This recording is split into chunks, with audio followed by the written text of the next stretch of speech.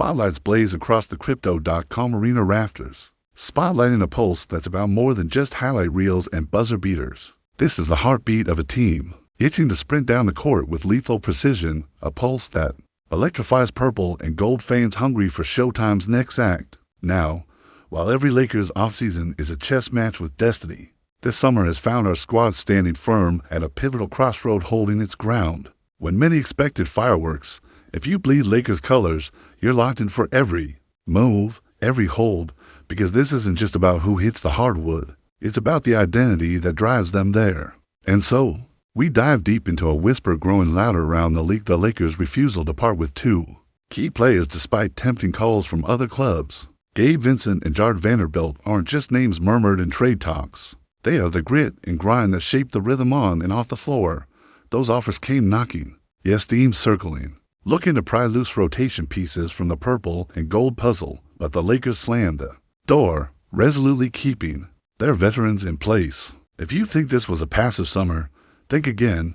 This is chess, not checkers. This is patience under pressure, the hallmark of a franchise that's never rushed its Showtime symphony. And remember, if you're riding with this legendary franchise, subscribe and turn those notifications on. The pulse of every move matters now more than ever. Before we drop the bombshell on what this means for the Lakers lineup and their blueprint for domination, consider the pulse behind these decisions. Gabe Vincent, the steady guard averaging 6.4 points last season, is more than a stat line. He's that reliable vet off the bench, the clutch shooter who keeps defenses honest. Locked into a contract that won't overextend the cap for long, just 1 year left at $11.5 million.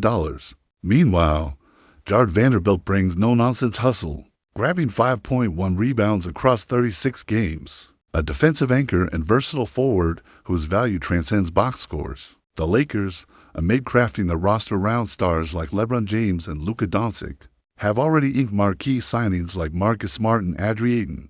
So why stand firm here? Why resist the siren's call of trade interest?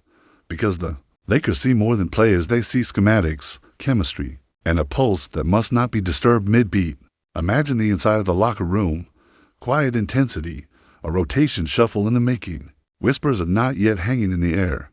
Western Conference rivals eyeing every move, waiting for that next ripple to tip the scales. Yet here's the twist: holding Vincent and Vanderbilt isn't a simple act of loyalty. It's a strategic stroke that shapes the Lakers' pace and space identity. Vincent's capacity to stretch defenses complements a 5-out attack designed to carve lanes for LeBron's magic and Luka's surgical precision. Vanderbilt's versatility fuels those switch-heavy defensive schemes, closing out shooters and crashing boards with relentless energy. This isn't about standing still. It's about controlled motion, a calculated delay before the next big leap. As one Western executive recently told Athlon Sports, the Lakers have not been attacking the trade market by any stretch, choosing instead to wait and see, because greatness often demands timing over haste. Picture a huddle right now, LeBron leaning in and joking. Who needs a trade when you've got these grinders holding it down? It's part humor, part defiance, because this team knows the echoes of the Showtime era, of those championship runs forged by chemistry and timing, not just star power. The ripple effect from holding on Vincent and Vanderbilt sends minutes balancing on a knife edge, their presence forcing coaches to refine rotations, trim some wings, and trust in depth rather than desperation. This is a team that's rebuilding and reinforcing simultaneously, threading a legacy where grit meets grace, much like the Lakers did in those golden 2000s runs and the resilience displayed in the 2020 bubble. So what if the Lakers keep this steel trap approach to roster moves? Could clutch bench scoring and lockdown defense be the secret sauce for a Western Conference charge that leaves rivals scrambling? Will the patience pay dividends when the regular season heat cranks up and minutes become currency tougher than gold? What if these wait-and-see moments foretell a late-season shakeup that catches everyone off guard? Or is this the quiet before a Showtime storm that plays out under the radar? The pulse is steady, the stakes are climbing, and every breath in this season's story could turn history on its head. Now, the court awaits as this saga unfolds: who gains, who fades, and how the Lakers' relentless pursuit of excellence will echo through the halls of champions. The game is about to change, but for now, silence speaks louder than trades.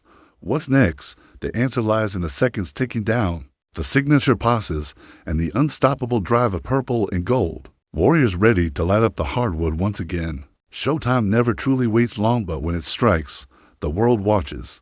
And Butler, he's here for one reason, and one reason only, to chase one more ring before the clock runs out on a career already filled with war stories and scars from battles fought in Miami, Chicago, Philadelphia, and beyond. You think Jimmy Butler came to Golden State to babysit a development project, to wait for some raw talent to blossom over a span of 3 or 4 seasons? No, he came here with the singular focus of winning right now. This year, while his body still has the fuel and his mind still has the fire. Draymond, he's a walking embodiment of Warriors culture, bleeding blue and gold so deeply that it's practically in his DNA, but each mile added to his legs, each exhausting series guarding younger, hungrier forwards only intensifies the urgency. This is not a team that can afford to think about 2027 or 2028 if it means sacrificing their window today. And maybe, just maybe, this is the calculus the front office is running in those glass-walled war rooms at Chase Center.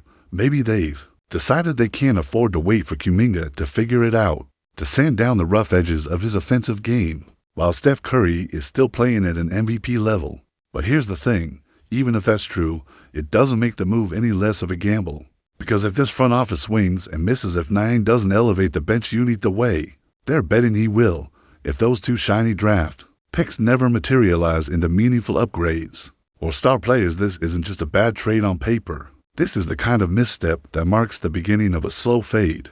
The kind that turns dynasties into remember when stories whispered over beers in Oakland dive bars where fans replay what could have been like an old mixtape stuck on loop. And I can't help but think back to We Believe, that magical 2007 run that wasn't built on perfect roster construction, but on a collective belief in something bigger than the sum of its parts. Trading Kuminga now feels like it could be the inverse of that, making sense in the salary cap spreadsheets, but eroding the intangible heartbeat. That makes this franchise more than just a collection of contracts, stats, and press releases. So here we are, perched on the edge of a decision that can either be hailed as the bold stroke that kept the dynasty alive, or condemned as the moment the Warriors traded away their future for a fleeting shot at glory. And I'm telling you, Dub Nation, this isn't just another transaction. This is the kind of fork in the road we'll talk about for decades. The kind of where were you when moment that gets baked into the DNA of a fan base. Will the Warriors front office pull the trigger? Will Kuminga's next chapter be written under the bright, blinding lights of Chase Center, or under the wide-open skies of Utah, with no championship banners hanging above him, but all the freedom in the world to craft his game? And if he goes, will we be watching the birth of a star from 700 miles away, squinting at late-night box scores and wondering what might have been if patience had won over panic? My heart's pounding just thinking about it, but ready or not, the decision's coming. And here's the thing, Dub Nation, sometimes it's not the blockbuster trades or headline free agent signings that shift the axis of a dynasty. Sometimes it's the quiet moves, the ones that slide into the transaction ticker without fireworks, but plant seeds that grow into either towering victories or creeping regrets. That's the shadow this Kuminga deal lives in, because let's be real, Utah isn't trading for him on a whim. They'd be handing him the keys, letting him play through mistakes, giving him the kind of on-ball reps he'll never get when sharing the floor with Curry and Butler. And if he thrives there, that success won't just be his, it'll be ours to watch from a distance. A reminder of what we gave up, a ghost hanging over every post-game press conference when the Warriors lose a battle on the boards, or fail to get a bucket in crunch time. Now imagine the flip side, imagine Niang coming in, not just hitting open threes, but anchoring the second unit like he's been here forever. His presence unlocking mismatches that make the Warriors' offense hum like it did during its peak dynasty years. Imagine those draft picks becoming trade chips that land a surprise all-star before the deadline. A move so sharp it blindsides the West and turns Golden State into the team nobody wants to face in May. That's the dream scenario. But dreams in the NBA always come with a price tag, and this one costs belief. It costs believing you can have it both ways, win now and build for later. History tells us that's a razor-thin tightrope. We've walked it before. 2016, the push for dirt meant sacrificing depth. 2019, injuries gutted the roster just as a three-peat was within reach. 2022, we threaded the needle perfectly and brought home the trophy. And now, we're back on the wire again. One step could lead to another parade, one misstep, and we're staring into free fall. The question is, are we ready to live with the weight of whichever path we choose? Because there's no going back once this deal is made. No undo button, no safety net, just the echoes of a decision that will define the twilight of Curry's career and the opening act of whatever comes next. So here's where I leave it with you. Dub Nation, will this front office pull off a masterstroke that cements their legacy alongside the greatest architects of this dynasty? Or will they be remembered as the ones who blinked when the stakes were highest? The clock's ticking, the future's calling, and my pulse, it's pounding. Like it's Game 7, your move, Golden State.